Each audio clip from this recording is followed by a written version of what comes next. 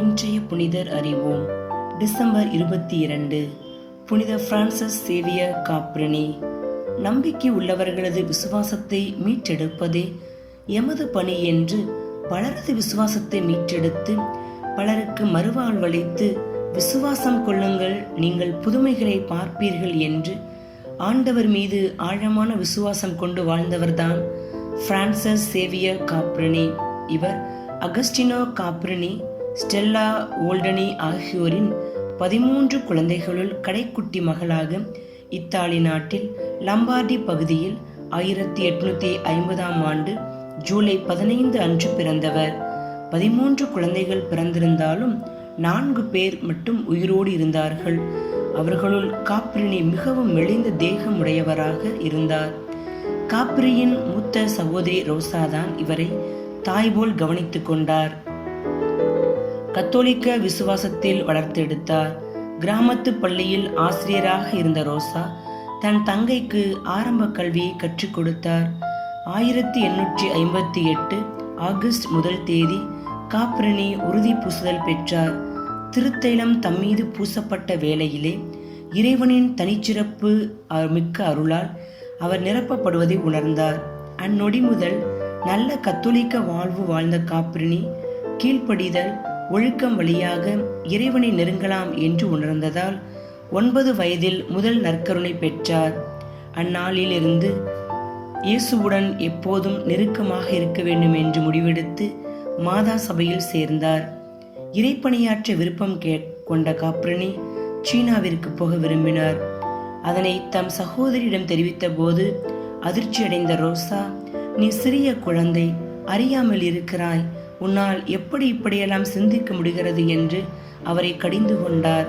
தனது தனிமையை இறைவனுக்கு அர்ப்பணிக்க விரும்பிய காப்ரினியை 1872 பெரியம்மை நோய் தாக்கி சாவின் நிழல் வரை சென்று திரும்பினார். அருட்சகோதரியாகும் கனவுடன் திரு இருதய சகோதரிகள் சபையின் கதவை தட்டினார். மிகவும் மெலிந்து உடல் வலிமையற்று இருப்பதைக் கண்ட அச்சகோதரிகள் அவருக்கு அனுமதி அளிக்க மறுத்தார்கள். பிறகு சில காலம் விடார்டோ கிராமத்தில் கல்வி பணியாற்றினார். இந்நிலையில் கடோனா என்னும் இடத்தில் உள்ள அனாதை இல்லத்தை கவனித்துக் கொள்ள அந்தோனியோ செர்டார்டி என்பவர் 1874 அழைத்தார். அது நாசரேத் சகோதரிகளால் நிர்வகிக்கப்பட்ட இல்லம். 3 ஆண்டுகள் கழித்து அச்சபையில் வார்த்தைப்பாடு கொடுத்து பிறகு அதே இல்லத்தில் தலைவியாகவும் நியமிக்கப்பட்டார்.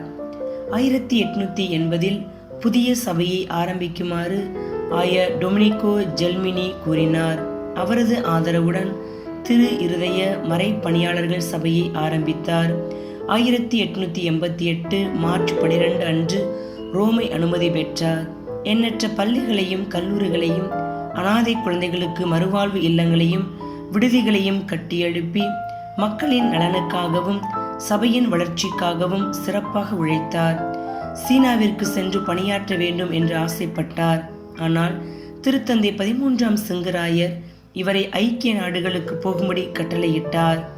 திருத்தந்தைக்கு கீழ்ப்படிந்து இவரும் இவருடைய சகோதரிகளும் 1889 மார்ச் 31 அன்று நியூயார்க் சென்றார்கள். நியூயார்க் அனைத்து வளர்ச்சிகளையும் கொண்ட ஆடம்பரம் நிறைந்த நகரமாக இருந்தது. ஆனால் மக்கள் தங்கள் விசுவாசத்தை விட்டு விலகி இருந்தார்கள். அவர்களது விசுவாசத்தை மீட்டெடுப்பதே எமது பணி என்று காப்ரினி உணர்ந்து அங்கும் பல பள்ளிகளையும் அனாதை இல்லங்களையும் கட்டி எழுப்ப விரும்பினார். பள்ளி கட்டுவதற்கு ஆயர் அனுமதி அளித்து சகோதரியில் தங்குவதற்கும் ஏற்பாடு செய்து கொடுத்தார்கள். பள்ளிக்கூடத்தில் மறைக்கல்வி கற்பித்து குழந்தைகளிடையே புத்தெழுச்சியை ஏற்படுத்தினார்கள். அங்கு குடியேறி இருந்த இத்தாலிய மக்கள் சகோதரிகளை அன்போடு வரவேற்றார்கள்.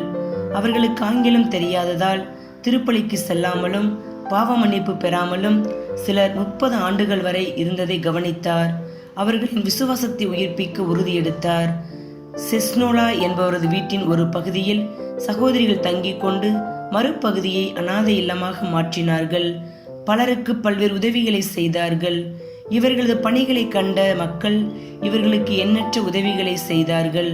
தொடர்ந்து மருத்துவமனைகளை எழுப்பினர். காப்ரினி கொலம்பஸ் மருத்துவமனையிலிருந்து நோயாளர்கள் உடல் ஆன்ம நலம் பெறவும் சிறப்பாக பணி செய்தார்கள். பல்வேறு பள்ளிகளையும் அனாதை இல்லங்களையும் கட்டி எழுப்பிய சகோதரிகள் அவற்றை நிர்வகிக்க போதுமான அருட்சகோதரிகள் இல்லாது இருப்பதை உணர்ந்தார்கள். அதனால் 1890 ஜூன் 1 தேதியில் இத்தாலியிலிருந்து மேலும் 9 அருட்சகோதரிகள் நியூயார்க் நகருக்கு வரவழைக்கப்பட்டார்கள். அவர்களில் 4 பள்ளிகளிலும் 5 அனாதை இல்லங்களிலும் பணியில் அமர்த்தினார் கார்பனி.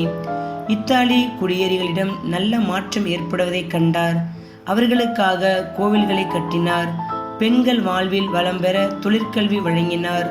மேலும் நியூ ஆர்லண்ட்ஸ் பகுதியில் பள்ளிகளையும் அனாதை இல்லங்களையும் சகோதரிகள் தங்கும் மடத்தையும் ஏற்படுத்தினார்.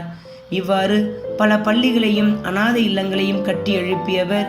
விசுவாசம் கொள்ளுங்கள், நீங்கள் புதுமைகளை காண்பீர்கள் என்று உரைத்தவர் 1917 டிசம்பர் 22 அன்று இறந்தார்.